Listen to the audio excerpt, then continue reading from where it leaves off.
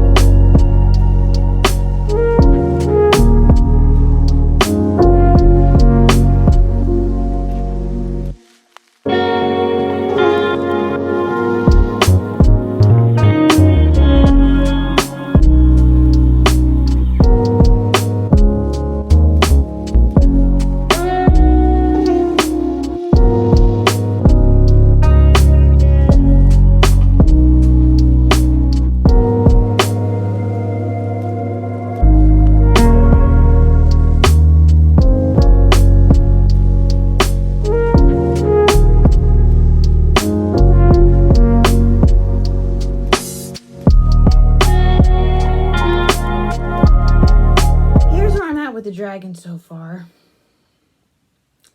And it's not going as I expected, honestly. I never made this pattern before. And so I'm working on the head. And I have the neck. And what I wasn't expecting, so you see like we have the back side here. But the head's at an angle. And I'm following the instructions. I don't know why it's at an angle because it doesn't look like the picture. So, funny thing about the way this book is, the pattern for the dragon is actually almost identical to the pattern for the dinosaur, except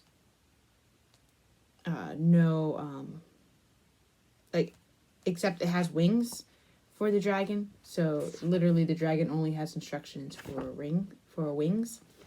But if you look at the picture of the dinosaur, you can see like right here there's that little row.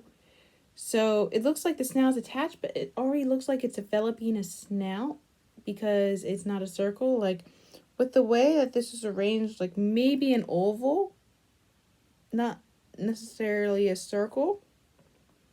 I mean, it is an oval, but this is more like a blunted triangle. Blunted isosceles triangle. There you go. And I'm kind of uncertain how that's doing it, but also this blunted isosceles triangle is at an angle compared to the body, so it looks like if this was in person, the dragon would be facing right,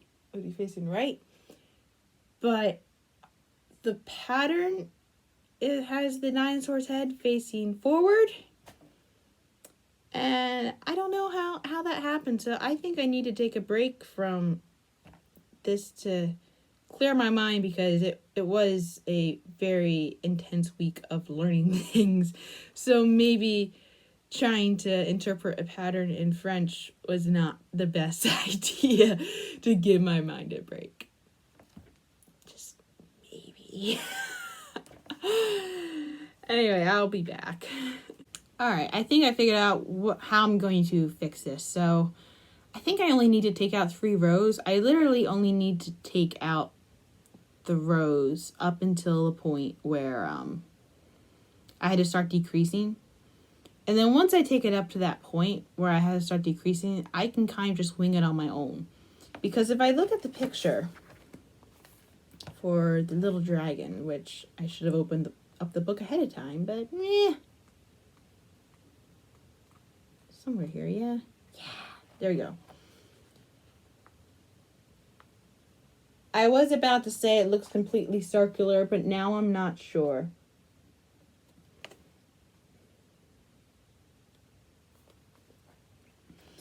But now I can kind of see it. But anyway, I mean, the instructions have me making the snout anyway, so I can get that effect with the snout. And I can just have like a circular thing, and then I can make sure that the snout is facing forward. So that's what I'm going to do. And I think it's good enough that I can it's a good enough solution that I can continue the time lapse switch.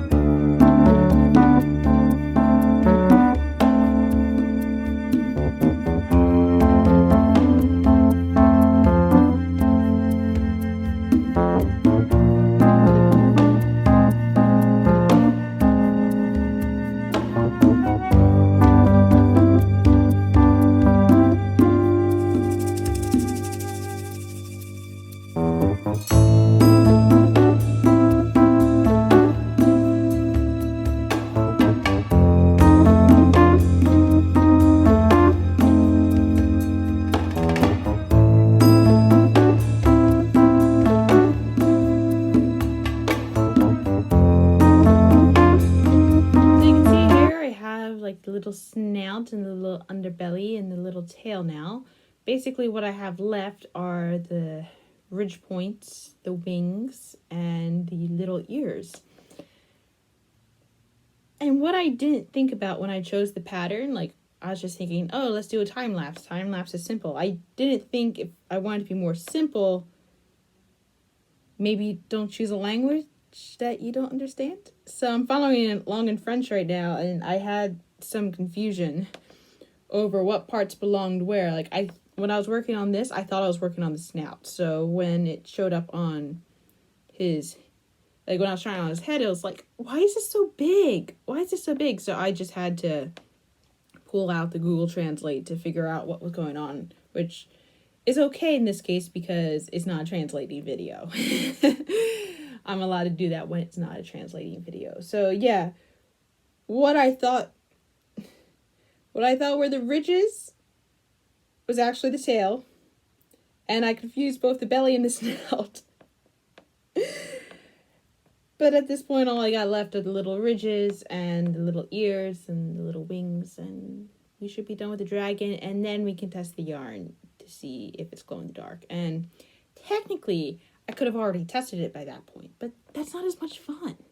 Just to address the continuity issue, I got my hair redone between the time lapse you just saw and the time lapse part you're about to see.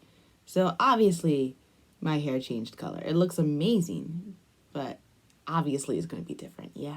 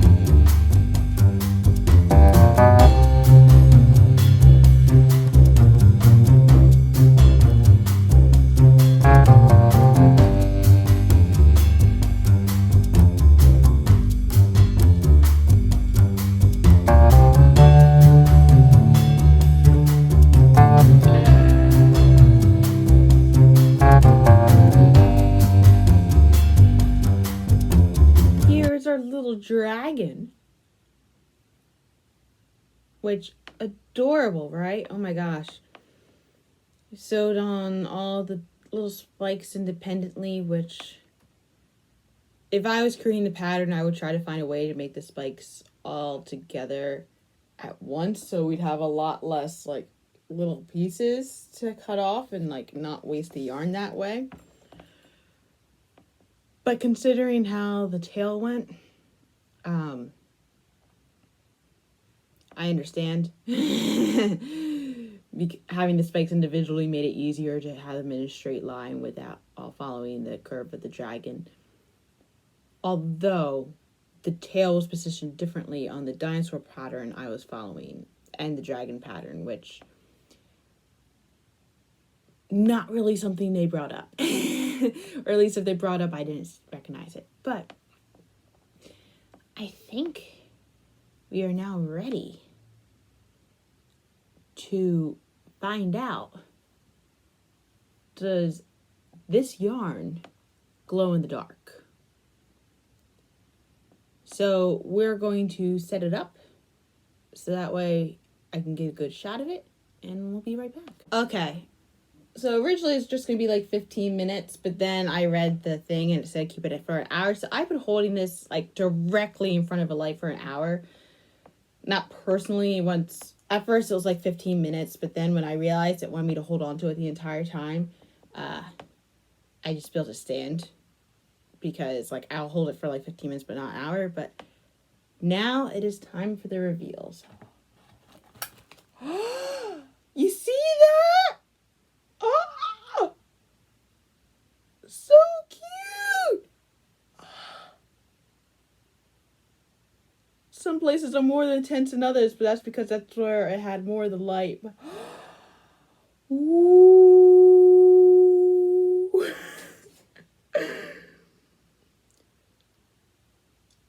Not a scam.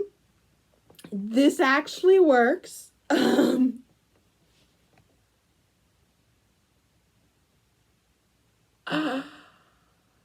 So this turned out amazing, guys. So amazing.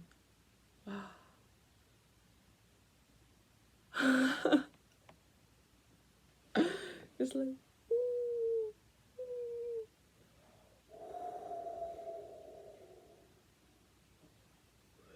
Scrooge, you will be visited by 3 ghosts. Oh my gosh, yeah. Like when making the pattern, like, I didn't realize the dinosaur and the dragon had the tails in different locations, so I ended up putting it. I think when I made this, I would have liked there to be a way to put on the scales differently, but with this, I could see why they were like separate instead of together. I would say the only downside of working with this yarn is like the fact it kept splitting apart and I kept pulling it through the middle there. Other than that, it was a pretty nice yarn. Look, even the skein itself is kind of glowing. Not quite the same intensity. Like you can see here, like I'm holding it right here, you can see it's not as, the part that didn't get exposed is still dark, but the rest of it is still like glowing. Like any glow in the dark thing, the more you hold it to the light, the more it's going to glow. Ooh.